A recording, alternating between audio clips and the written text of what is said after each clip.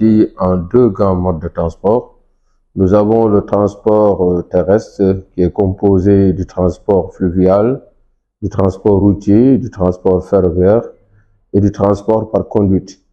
Il y a le transport overseas composé du transport aérien et du transport maritime. Maintenant, ce qu'il faut retenir, c'est que le transport, c'est le moteur de l'économie. On ne peut pas parler d'économie sans parler de transport. Mais parmi ces modes de transport, il y en a un qui occupe plus de 80% du commerce international, c'est le transport maritime. Pourquoi maintenant les gens préfèrent passer par voie maritime? Parce que le maritime permet le transport de masse, c'est-à-dire une grande capacité, mais aussi le moindre coût. C'est pour cela que les Chinois disent qui contrôle la mer, contrôle le commerce international, qui contrôle le commerce international, contrôle l'économie mondiale. Maintenant, si nous ramenons le transport maritime au niveau national, nous avons constaté qu'il y a énormément de problèmes au niveau des ports africains, plus particulièrement le port de Dakar, qui est en perte de vitesse. Pourquoi? Parce qu'on a noté que l'indice de performance logistique du port de Dakar est devenu très bas. Et qu'est-ce qui permet de déterminer l'indice de performance logistique d'un port? Il y a le délai de séjour de la marchandise au port, parce qu'on a toujours l'habitude de le dire, la vie d'un port, c'est la marchandise. Donc le délai de séjour et aussi le système de tracking de la marchandise.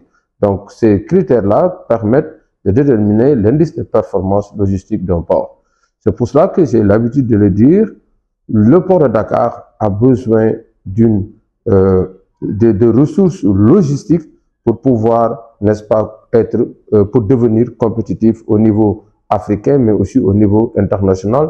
Parce que si on regarde le classement du port de Dakar, vraiment c'est un classement qui n'est pas beau à voir. Maintenant, quelles sont les solutions par rapport à ça? Vous savez, actuellement, dans le monde, on parle de route maritime. Parce que le transport maritime a atteint un niveau extraordinaire.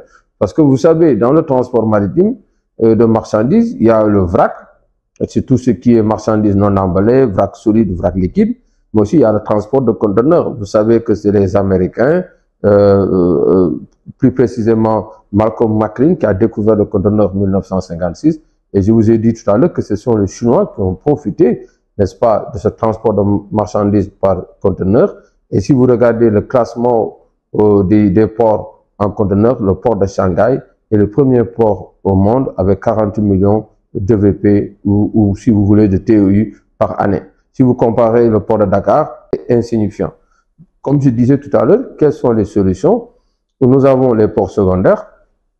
On peut prendre le département de Rufisque où il y a le port de Sendou-Bargny et le port de Ndayane. Le port de Ndayane, ça va soulager le port de Dakar en termes de trafic de conteneurs, mais le port de Sendou-Bargny, tout ce qui est énergie, tout ce qui est tout ce qui est ressources, transport de vrac, de marchandises en vrac, le port de Sendou-Bargny est une solution. Mais il ne faut pas oublier aussi des autres ports. Nous avons le port de Ziguinchor, nous avons le port de Saint-Louis, nous avons le port de Dahonga. Donc maintenant, dans le monde d'actuel, on parle de route maritime. Donc, je donne un exemple. Les Rufisquois pouvaient quitter Rufisque, venir à Dakar en prenant une route maritime. Donc, tout ça, c'est des pistes de solutions que l'État et bien sûr les techniciens du domaine doivent réfléchir pour amener ce qu'on appelle des solutions logistiques.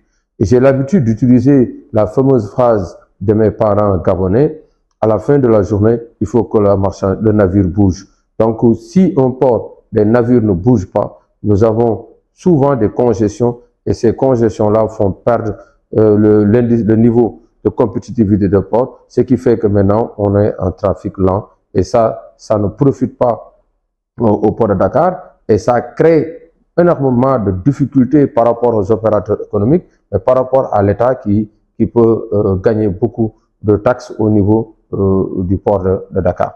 Donc, voici les points qu'on voulait souligner par rapport au transport maritime.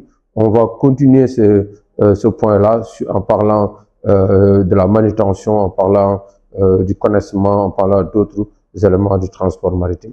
Merci.